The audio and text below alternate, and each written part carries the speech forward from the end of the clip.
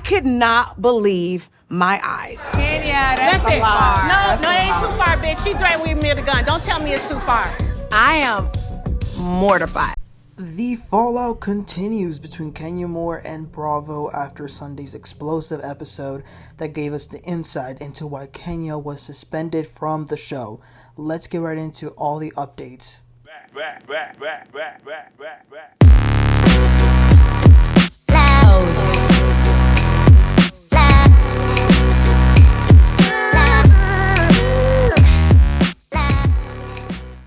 Okay guys, so this past episode of The Real Housewives of Atlanta, we saw the episode that we've been anticipating for about a year now.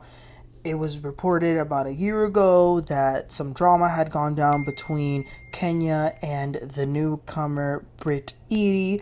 There was a gun threats, but the biggest thing that we found out was that Kenya had been let go of the rest of the season because she had shown explicit sexual pictures of Eady. Now, you want to know what's funny? I remember back then when this was being reported, so many Kenya fans were like, they were swearing like, no, there's no way Kenya would do this. She would never. Well, we just saw the episode and she did. And social media's reaction has just been crazy. It really does blow my mind to see that people are justifying it and saying that it's okay. That is just crazy to me. It is absolutely crazy that anybody would think that you being at a public event, showing pictures, you screenshotted a picture, you then printed it into a poster board to show everybody what a woman was doing intimately. To me, that is a very big violation of a person's. And I know a lot of people have said, well, if Britt did this and she put it out, she really, she has to deal with. No, we're not going to do that. People have, the right to not be explicitly exposed like this, even if they did it or not. Like, are we okay? To be honest with you, the only fair argument that I can think of is, okay, well, if Kenya was let go, then Britt should be let go because of the gun threat that she did. If that's your opinion, then I say that is a reasonable, understandable thing to say. Yeah, like fire both of them. But for anybody to think that they need to fire Brittany, but they don't need to fire Kenya for what she did, that is actually crazy. Because, like, we're in a work environment. Like, we've got people that we got to answer to. And that's another thing people are saying, you can't tell someone how to react. Well, your employer can, and that's why Kenya's no longer in the season. So, like, get rid of this mindset of no one can tell me how to react, because they can. They absolutely can. So, throughout the 5 episodes that we've already seen play out, one of the noticeable things was that even though Kenya was still in little scenes and here and there, especially when they were group scenes, they did end up cutting all of her personal scenes. And they also did not include her in the cast picture, no tagline, and no confessional. So they really wiped her pretty much all the way out. Now, Kenya has been very vocal on her social medias, especially Twitter and Instagram. She's been replying to a lot of fans that have been saying that they miss her, that the show needs to bring her back. She's been, like, putting out ratings to, I guess, try to prove a point that the ratings are down because she's not in it, even though she's been on the episode. So that argument really kind of falls apart. You're trying to say that the ratings are low because you're not on the show right now, but you have been on the episodes. That is crazy. And by the way, Kenya doesn't really have much room to talk when it comes to ratings because the previous 2 seasons with low ratings, Kenya's been on full time, and she herself, did an interview back in the day saying, ratings don't reflect our show's popularity. So the whole ratings argument, like, get rid of it. Now, I will say that Kenya did go on the Tamron Hall show a few months ago, where she, in my opinion, felt like was actually taking some accountability. But now she's singing a very different tune. instead of owning up to what she did, like she did in that Tamron Hall interview, she is now going around pretending to be a victim. And her fans are creating a quote-unquote justice for Kenya movement. What in the hell? What in the hell? So take an example at this. So Kenya retweeted a photo on her Instagram of somebody that has too much time on their hands apparently, and created an AI generated picture of Kenya with a piece of duct tape on her mouth with the words hashtag justice for Kenya. So she reposts this, and then she puts Beyonce's Freedom song. You know, the one that Kamala Harris used during the campaign. Freedom, freedom, I can move. Yeah, she's putting that. Apparently that represents her. I can't with this illusion, you guys. Like, what is going on? Okay, so on Monday Andy has a radio show. It's called Radio Andy. I don't listen to it because I'm not really a big fan of Andy Cohen's anyways. So I don't listen to it, but I did see that a clip had gone viral where he was talking about the episode with 2 other guests. So in this podcast that he was doing that day, all Andy was doing was that he was verbally describing exactly what happened on the episode. He said, Kenya had her event. She then gathers everybody around. She says that, there's a girl that came for her and she's going to pay her dust. But then she begins to show posters. She shows the first poster. She shows the second one. And then she shows a third one where that third one is a picture of Britt performing fellatio. So Andy is just, saying what happened. But the other 2 hosts, it was a man and a woman. They were kind of the ones that were adding a little bit of more commentary. So 2 things that were interesting about what these people said. The first one being that, that was revenge porn, what Kenya did. But the second one that I hadn't really thought about was that the guy said that to him, this kind of feels a little bit like sexual harassment, because think about you in your workplace. If a coworker of yours were to go up to you and show you either porn or an explicit picture, that could constitute as sexual harassment.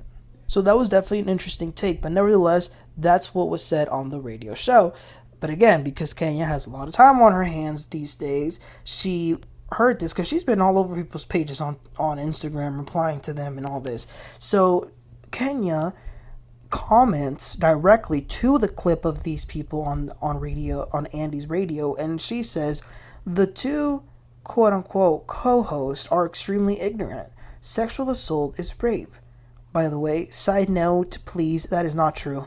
That is not true. Sexual assault is a lot of different things, not just that. But anyway, we'll carry on. Remember, that's what Phaedra accused Candy of attempting to do to Porsha. Revenge P? ? If someone showed Kim K's sex tape to you, is that revenge P? I found that, plus tons others online. She signed a release for it, so it is fair. It's a fair receipt. Warning, if you are not an attorney and familiar with Georgia law, then shut the F up. Sick of the bias and selective outreach, these comments should not have aired. It's a podcast. Where is legal? ? You don't want activated Kenya. I shouldn't have shown at my event, but for the love of God, why would they ignore a clear gun threat? Okay, so the deflecting, the doubling down, the trying to justify yourself, trying to mix it is all too much. So this is very significant because I feel like Kenya's I think she's really holding herself back from not cussing Andy Cohen out. But she, she's upset. And I understand that, but I do think that she's kind of heading into the territory that Nene was sort of in when she was exiting and, complaining a lot, venting publicly. Which is funny because Kenya had a lot to say about Nene doing that back in the day. Clearly means that the network is sending you a message. You're not as important as you think you are. The message is very clear. Either the network feels that you're still a valuable asset on the show, or they don't, and you're replaced or phased out, and you just have to move on. But anyway, so here's the thing. Why did the network not do anything about Britt's gun threat? I did my recap that episode, and I told everybody that I thought it was unacceptable.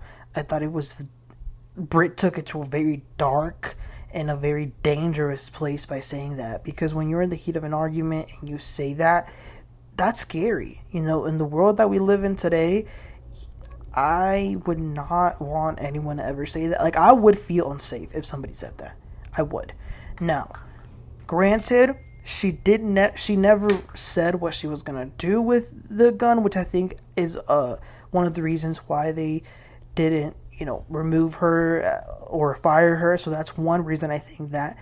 And then two, I think that it's because she actually did show what I thought to be very genuine remorse. I mean, I know that's an unpopular opinion, but if you're going around and you're 5 different scenes and you literally are saying, I'm wrong, I was wrong, there's no excuse, I'm sorry, I'm going to apologize to her.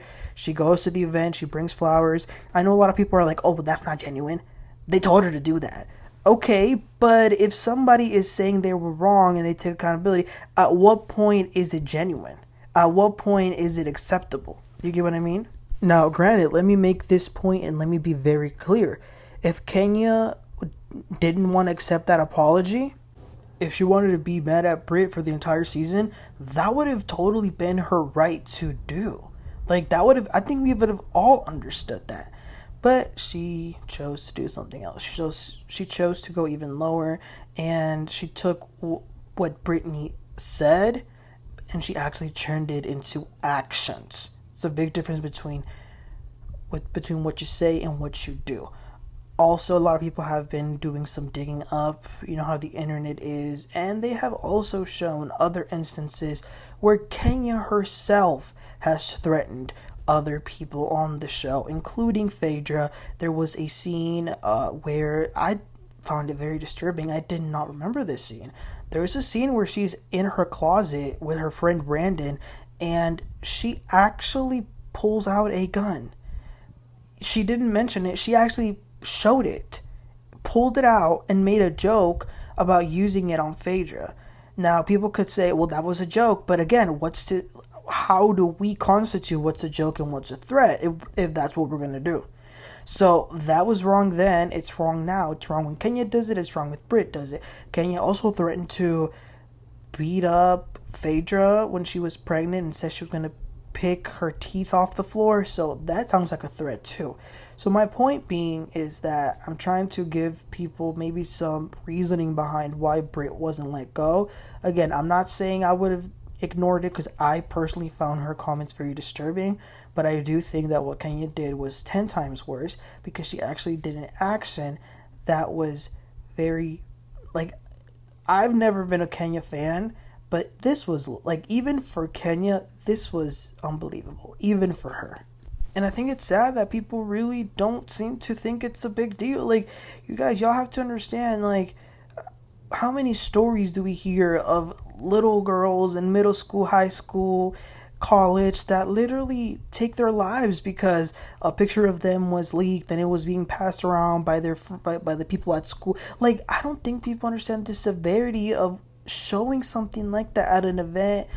No, I'm never going to be okay with it, and I stand with Bravo. There's got to be some code of conduct. You get what I mean? And I'm sure that if Kenya were to take accountability and apologize to this day, I think a lot of people would understand and would probably, forgive her. But she's choosing to not take account. She's choosing to double down, triple down because of her fans. Really? Justice for Kenya? That's a movement? I wish people had this much energy on what's really going on in the world, because, what is going on? The stock markets are crashing. People are getting deported. This is what y'all have time for. Y'all should use that energy and go to her salon, because why is her salon closed? I went to her website, the KenyaMooreHairSpa.com, and it shows that this is unavailable. You know what I mean? So Listen, Kenya, stop with the online stuff. It's dangerous territory. And a lot of your quote-unquote fans actually don't have your best interest at heart, because they are really on your side for the pure entertainment, and they're not really thinking of the consequences and things like that, enabling that type of stuff. And the fact, before we leave, you guys, the fact that people, including Kenya, are mad at Cynthia Bailey because Cynthia said that's wrong is unbelievable to me. And it lets me know that a lot of people in this world don't know what a true friend is, and they kind of just want yes people around them. Let's be clear. A friend is somebody that's going to have your back, but it's also going to let you know when you're wrong. If you're quote unquote, if you expect your friend to always say you are okay with what you're doing, yeah, that is not a friend. Because a friend is supposed to be looking out for you, not just for now, but for the future as well. So I think that to label Cynthia as a bad friend for simply saying, Kenya, you're better than this, you shouldn't do this, is crazy. And I know that Kenya's friend that she kept bringing up all the time in the last season, I think her name is Akila. I know she's like, you did nothing wrong. Those are the type of friends that Kenya wants to have around. People that are going to say yes, yes, yes. But that's not how it's supposed to be. But you guys, let me know what your opinions are. What are your thoughts? What do you think is going to happen with this whole scandal? Let me know, you guys. Please don't forget to like and subscribe, and I'll catch y'all next time. Y'all have a great one. Bye.